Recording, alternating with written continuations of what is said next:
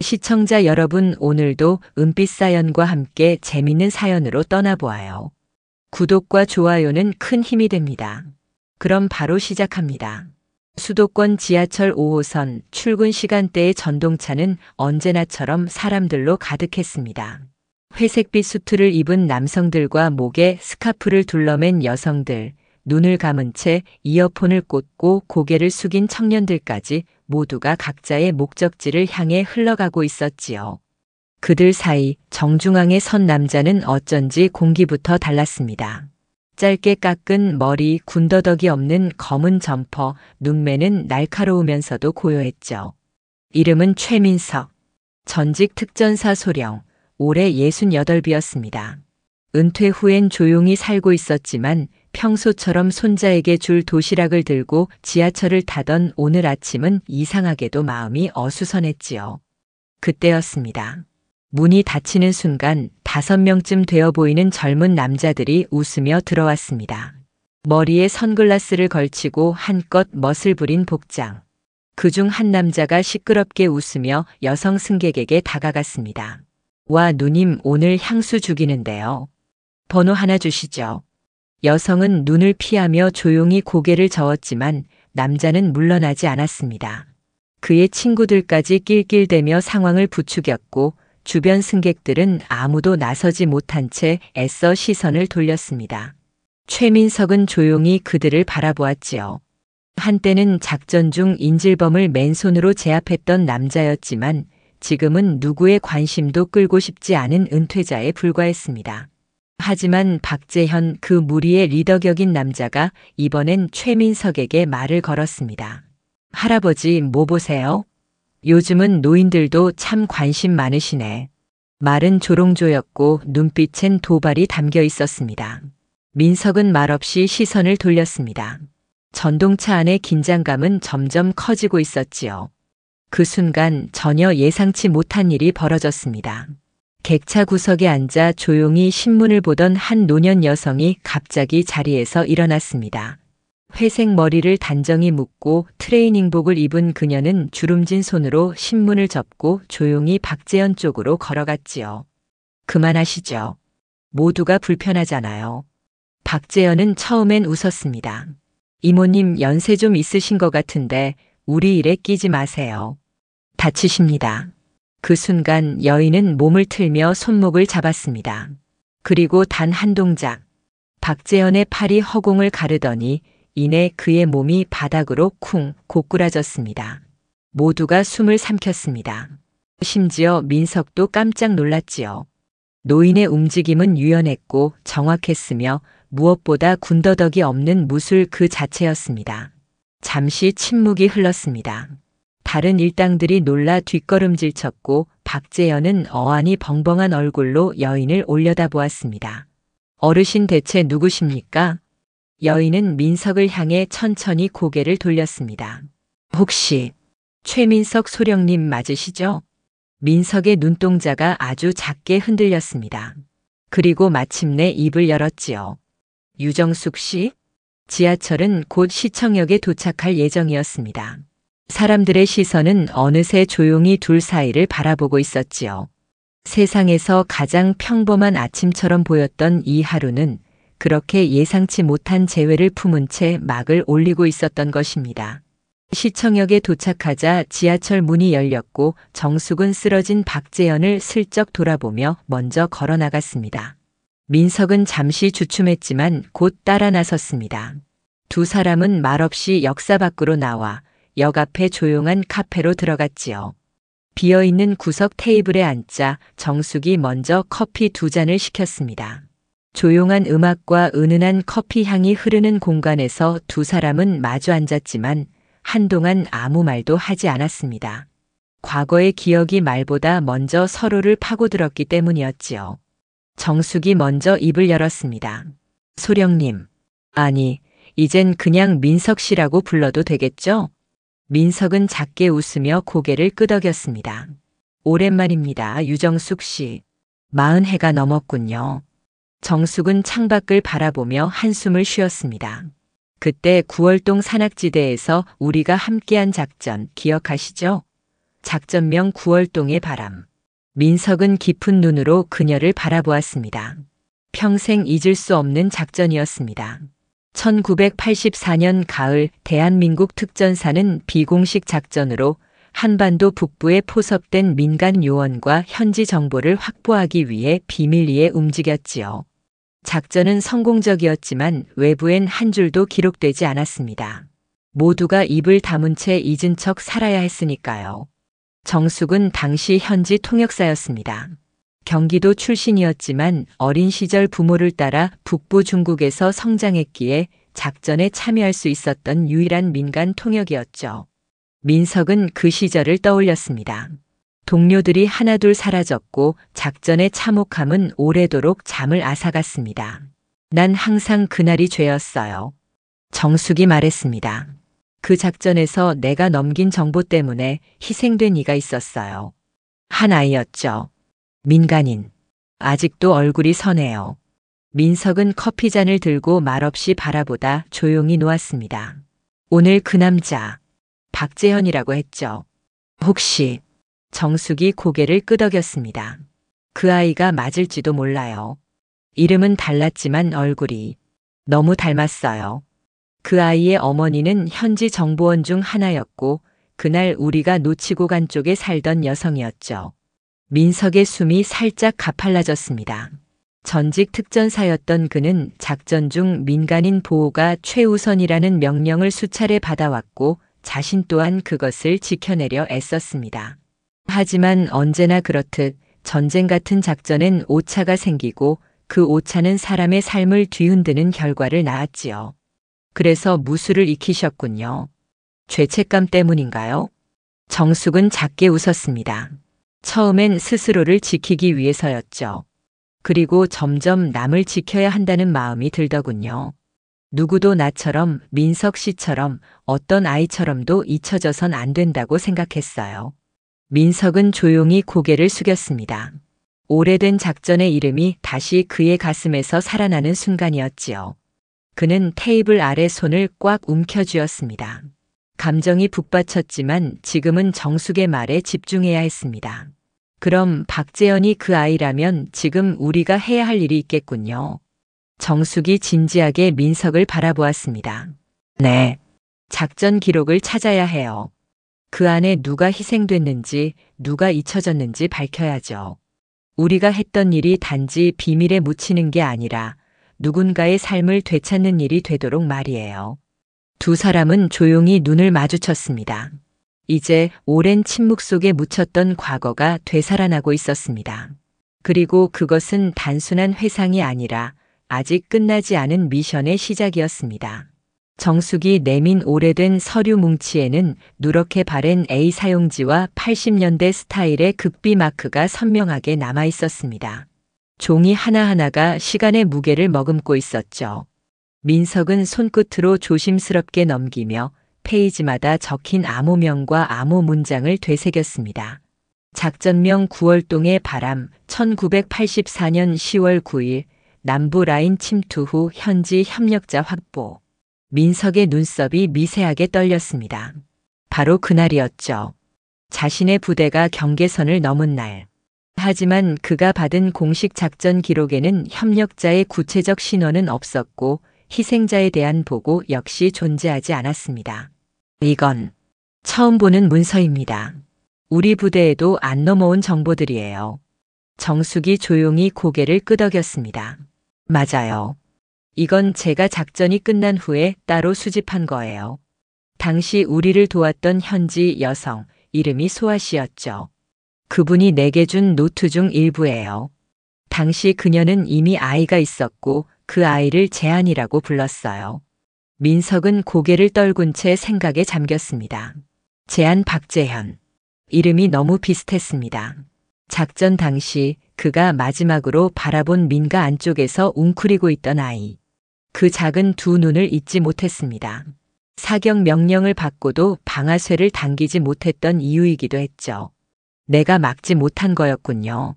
그의 목소리는 낮았지만 자책이 뚜렷하게 묻어나왔습니다. 정숙은 천천히 머그컵을 들어 올렸다가 다시 내려놓았습니다. 아니에요. 그건 우리 모두의 몫이었죠. 아무도 완전할 수 없어요. 하지만 이제라도 밝혀야 해요. 그 아이가 어떻게 살아남았는지, 왜 그런 방식으로 어른이 되었는지 알아야 합니다. 민석은 숨을 깊게 들이마셨습니다. 그리고는 자리에서 조용히 일어났습니다. 그럼 시작해 봅시다. 작전 당시 생존한 우리 부대원들을 찾아야겠어요. 정숙도 천천히 일어섰습니다. 지금 남아있는 전우들이 있나요? 민석은 잠시 생각에 잠기더니 말했습니다. 몇 명 있어요. 강릉에 있는 김하중 상사 그리고 서초에 살고 있는 한기석 중위. 둘 다 당시 작전 참가자였죠.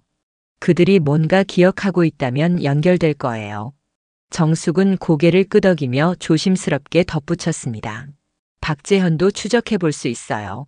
오늘 그가 놓고 간 핸드폰, 보안이 걸려 있지만 제가 아는 해커가 있어요. 불법은 아니에요.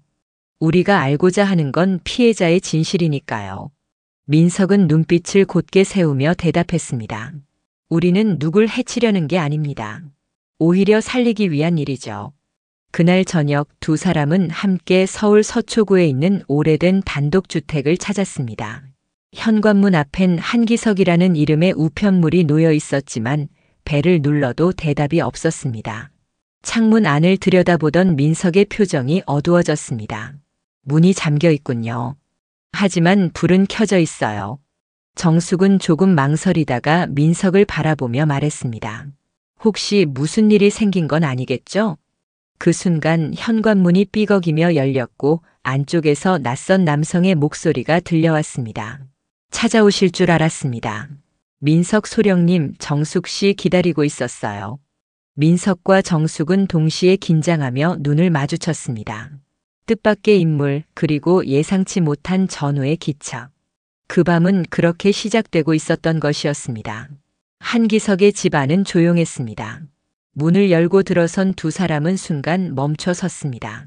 낡은 가구들 사이로 한기석은 휠체어에 앉아 있었습니다. 몸은 예전 같지 않았지만 그의 눈빛은 여전히 단단했습니다. 민석이 다가가 허리를 굽혔습니다. 기석아, 오래됐구나. 한기석은 고개를 끄덕이며 작게 웃었습니다. 그래도 당신 목소리는 기억하겠더라고. 오늘 같은 날이 올 줄 알았어요. 정숙은 조심스럽게 말을 꺼냈습니다.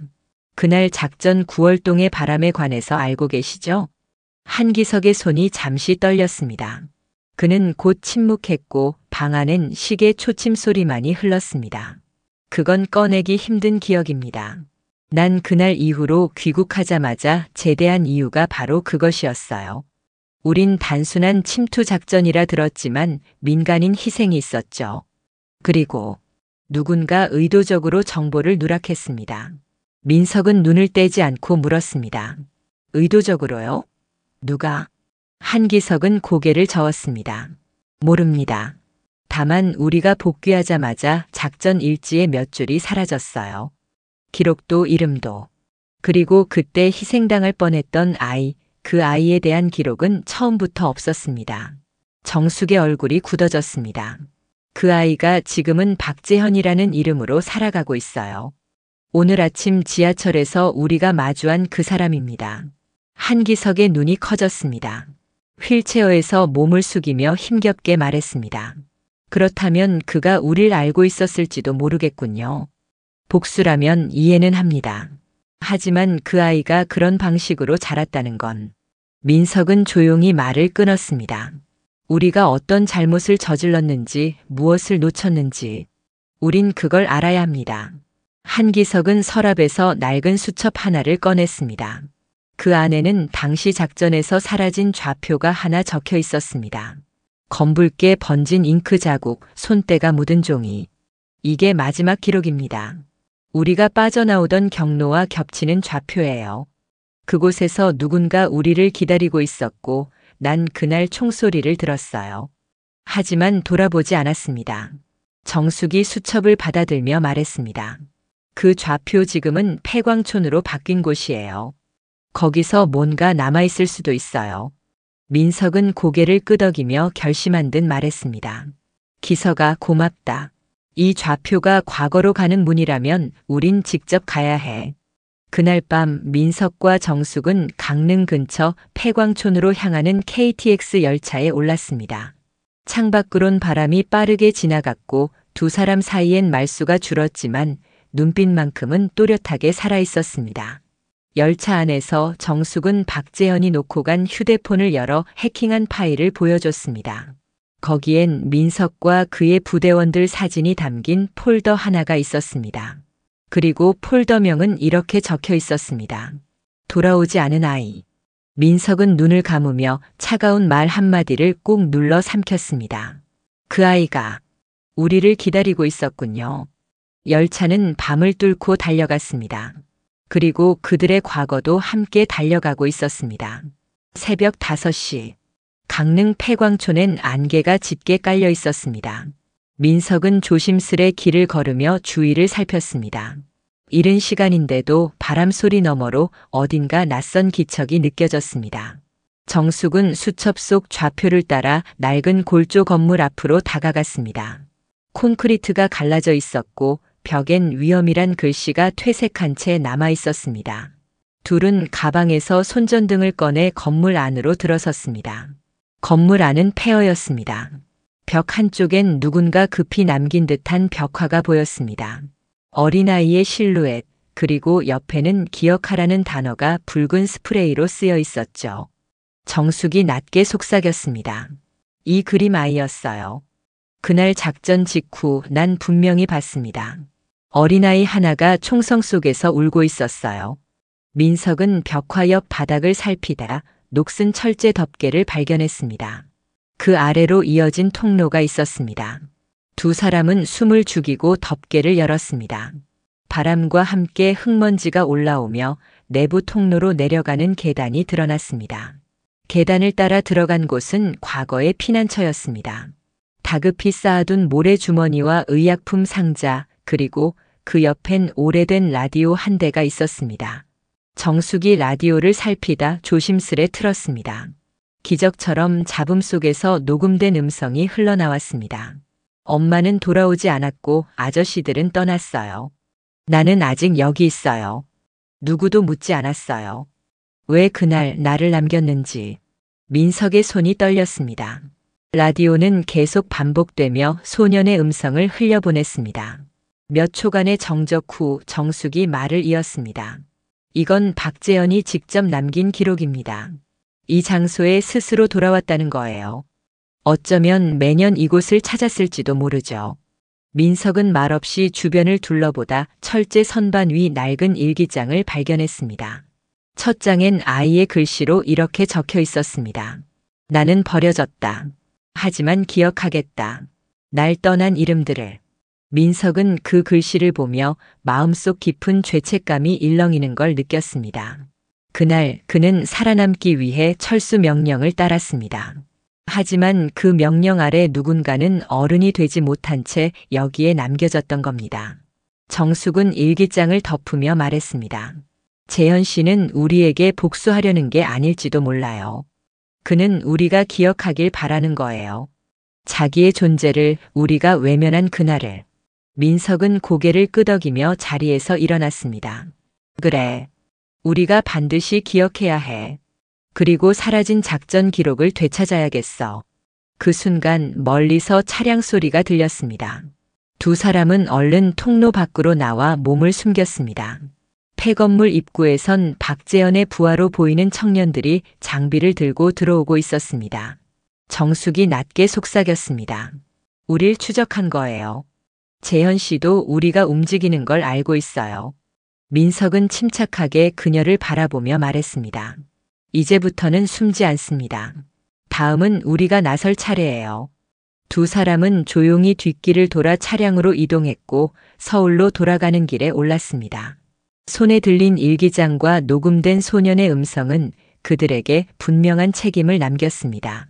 서울로 돌아온 그날 밤 민석은 국방부 기록 보존소 앞에 섰습니다. 폐기된 작전 기록이 잠들어 있다는 곳. 그는 그 문을 다시 열 준비가 돼 있었습니다. 서울의 늦은 밤 국방부 기록 보존소는 정막에 잠겨 있었습니다. 민석은 정숙과 함께 옛 출입증을 확인받고 조용히 건물 안으로 들어섰습니다. 예비군 보관 문서, 폐기 직전 문서들을 보관한 지하 열람실은 경비도 거의 없었고 그들에게 익숙한 냄새가 배어 있었습니다. 민석은 자신이 지휘했던 백령 작전 기록함을 찾았습니다. 그런데 의아하게도 백령이라는 이름의 작전 기록은 어디에도 없었고 대신 코드 번호만 적힌 비밀 문서 한 상자가 조용히 놓여 있었습니다. 정숙이 문서를 펼쳤습니다. 첫 장엔 굵은 글씨로 작전명 D구역 세척이라 적혀 있었습니다. 세척이라뇨? 정화도 아니고 구호도 아니고. 민석은 입을 꾹 다물었습니다. 작전명부터가 비밀리에 진행된 흔적이 역력했습니다. 작전 일지는 곳곳이 검은 줄로 지워져 있었고 민석의 이름조차 없는 페이지가 대부분이었죠. 대신 낯선 이름 하나가 반복되어 등장했습니다. 코드명 K소령. 정숙이 물었습니다. 이 코드네임이 혹시 당신을 지칭하는 겁니까? 민석은 조용히 고개를 끄덕였습니다. 우린 현장에선 이름을 쓰지 않았어요. 명령만 주고받았죠. 난 그날 철수 명령을 마지막으로 내린 사람입니다. 페이지를 넘길수록 충격적인 내용이 하나씩 드러났습니다. 작전 당일 민간인 접촉 가능성에 대한 보고가 올라왔고 이에 대한 대응은 작전 지속으로 기재돼 있었던 겁니다. 그리고 박재현의 이름이 등장한 것도 그때였습니다. 당시 보고된 실종자 중 한 명, 13살 소년 박재현. 정숙은 당황한 듯 숨을 고르며 중얼거렸습니다. 그 아이가 그날 현장에 있었던 거예요. 정말로. 민석은 그 자리에 조용히 앉아 손에 든 문서를 내려다봤습니다. 감춰진 죄책감이 서서히 밀려오고 있었습니다. 수십 년간 침묵했던 그날의 진실은 이제야 입을 열고 있었습니다. 그 순간 기록실의 불빛이 갑자기 꺼졌습니다. 정숙이 급히 손전등을 켜자 문서장 뒤편에 누군가가 서 있었습니다. 낯선 남자였습니다. 군복을 흉내낸 점퍼를 입은 박재현의 오른팔이라 불리는 남자였습니다. 이제야 오셨군요. 찾는데 오래 걸렸습니다. 그의 말투는 조용했지만 날이 서 있었습니다. 정숙이 민석 앞으로 나섰습니다. 당신들 우리를 왜 쫓는 겁니까? 우린 진실을 밝히고 싶은 겁니다. 남자는 비웃듯 말했다. 진실이요? 이제 와서요? 우리 형은 죽었습니다. 이 작전이 끝나고요. 박재현 씨는 당신들을 기다린 게 아닙니다. 마지막을 준비한 겁니다. 그는 테이프 하나를 민석에게 건넸습니다. 녹음된 유언이라며 박재현이 직접 남긴 것이라고 했습니다. 그가 말없이 돌아선 뒤 민석은 떨리는 손으로 테이프를 들었습니다. 차 안에서 재생을 시작하자 낮은 음성이 울려 퍼졌습니다. 작전명 D구역 세척 민간인은 포함되지 않았다 하지만 우리는 그 아이들을 봤다. 정숙 씨 그리고 K소령. 이제라도 그 이름들을 불러주세요. 내 동생을 그리고 나를. 녹음은 끊겼고 차 안은 침묵에 잠겼습니다. 정숙은 눈시울을 붉히며 조용히 말했습니다. 우린 이름을 기억해야 해요. 이제라도요. 민석은 창밖을 바라보다 결심하듯 입을 열었습니다. 그래. 이제 돌아가지 않을 겁니다. 다음은 그 이름을 공론화할 차례입니다. 밤이 깊어갔고 서울 하늘은 차갑게 무너지고 있었습니다. 그러나 두 사람의 눈엔 다시 타오르는 불씨가 피어오르고 있었습니다. 그날 그 아이의 이름을 위해 민석은 국방부를 나서며 마지막으로 하늘을 올려다봤습니다. 무겁게 내려앉은 밤하늘 아래 정숙은 한 손에 그날의 작전 기록 복사본을 꼭 쥐고 있었습니다. 두 사람은 시청역 근처의 작은 찻집으로 향했습니다. 박재현이 남긴 테이프의 여운은 아직 마음을 놓아주지 않았고 민석의 눈빛은 전에 없이 굳어져 있었죠. 그들은 곧바로 옛 동료였던 장성 출신 박준태 예비역 장군을 찾아갔습니다. 민석이 군에 복무하던 당시 준태는 직속 상관이었고 누구보다 백령 작전의 실체를 잘 알고 있을 사람이었습니다. 찻잔을 내려놓은 준태는 문서를 훑어보더니 천천히 한숨을 내쉬었습니다. 이걸 왜 이제 들고 왔나? 이건 묻히기로 했던 거였지 않나? 민석은 담담히 고개를 들었습니다. 우리가 묻은 건 진실이 아니라 죄책감이었습니다. 이 아이의 이름이 빠진 이유 묻고 싶지 않습니다. 단지 바로잡고 싶을 뿐입니다. 정숙도 조용히 말을 이었습니다. 당신이 마지막 서명을 했죠. 민간인 접촉 보고에 대한 판단. 하지만 그 아이가 지금 살아있습니다. 아니, 살아있었죠. 당신도 그 진실을 안고 살아오셨다면 이제는 함께 정리하셔야 하지 않겠습니까? 준태의 손이 잠시 떨렸습니다. 군복을 벗은 지 오래지만 그날의 냄새는 그의 피부에 아직 남아 있었습니다. 당시 상황은 지금으로선 설명하기 어렵다. 우리가 옳은 줄 알았다. 작전의 완성, 안정, 확산 모든 걸 위해선 그 보고 하나쯤은 묻혀야 했다. 민석은 무겁게 고개를 숙였습니다. 그 한 줄이 한 사람의 인생을 바꿨습니다. 준태는 잠시 말이 없었습니다. 그리고는 조용히 작전 관련자 목록이 적힌 종이를 꺼내 탁자 위에 올렸습니다. 그 종이에는 K소령도 Y통역사도 실종 아동 박지훈도 없었습니다. 민석은 단호하게 말했습니다. 이 명단을 다시 써야 합니다. 정숙은 조용히 손을 올려 민석의 팔을 잡았습니다. 두 사람의 눈빛은 다시 굳게 엮였습니다. 이제는 과거에 묻혔던 이름들을 꺼내는 일이 남았습니다. 며칠 뒤 정숙은 국회의원 사무실을 찾아갔습니다. 그녀는 현역 의원이자 군인권위원회의 소속인 김태주 의원을 오랫동안 알고 있었고 예전 복지단체에서 함께 일한 인연도 있었죠. 정숙은 작전의 개요와 박재현의 유언, 그리고 누락된 민간인 피해 기록을 차근히 설명했습니다. 김 의원은 진지한 얼굴로 물었습니다. 이 이야기를 정말로 공개하고 싶은 겁니까? 언론에 나가면 당신들도 다칠 수 있어요. 정숙은 흔들림 없이 대답했습니다. 그래도 이름은 남아야 하니까요. 김 의원은 기록을 받아들며 조용히 말했습니다. 그럼 국방위 청문회에 정식 자료로 올리겠습니다. 익명은 보장하겠습니다. 민석과 정숙은 찻집으로 돌아와 조용히 마주 앉았습니다. 바깥 창에는 겨울비가 떨어지고 있었고 그 속에 작은 따뜻함이 피어오르고 있었죠. 정숙이 말했습니다. 당신 무서우세요? 민석은 살짝 웃었습니다. 당신은요? 정숙은 고개를 저었습니다. 무섭긴 하지만 후회하긴 싫습니다. 민석은 그 말에 미소 지으며 고개를 끄덕였습니다. 이제 한 사람만 남았네요. 박재현 씨. 그와도 다시 마주해야겠습니다. 정숙은 눈을 감고 한마디 덧붙였습니다. 그래야 진짜 끝이 날 것 같습니다. 서울 밤거리는 여전히 북적였지만 두 노인은 이제 그 속에서 잊혀진 진실 하나를 붙들고 살아갈 준비를 하고 있었습니다. 겨울의 끝자락, 어느 늦은 오후. 시청역 앞 작은 기념관에서 뜻깊은 행사가 열렸습니다. 제목은 묻힌 기록을 꺼내다. 국방부와 인권위원회, 그리고 민간단체들이 함께 준비한 이 자리는 과거 특수작전 중 누락된 협력자와 민간인 피해자들의 이름을 복권하는 자리였죠. 기념식장 한켠 민석은 정숙과 나란히 앉아 있었습니다. 정숙은 오늘을 위해 한복을 곱게 차려입었고 민석은 여전히 낡은 군 코트를 고집했지만 왠지 더 단정해 보였습니다. 이름이 하나씩 호명될 때마다 사람들은 고개를 숙였고 드디어 마이크 앞에 선 사회자가 마지막 종이를 펼쳤습니다. 민간 협력자 박지훈. 기록상 사망 처리되었던 그는 살아있었습니다.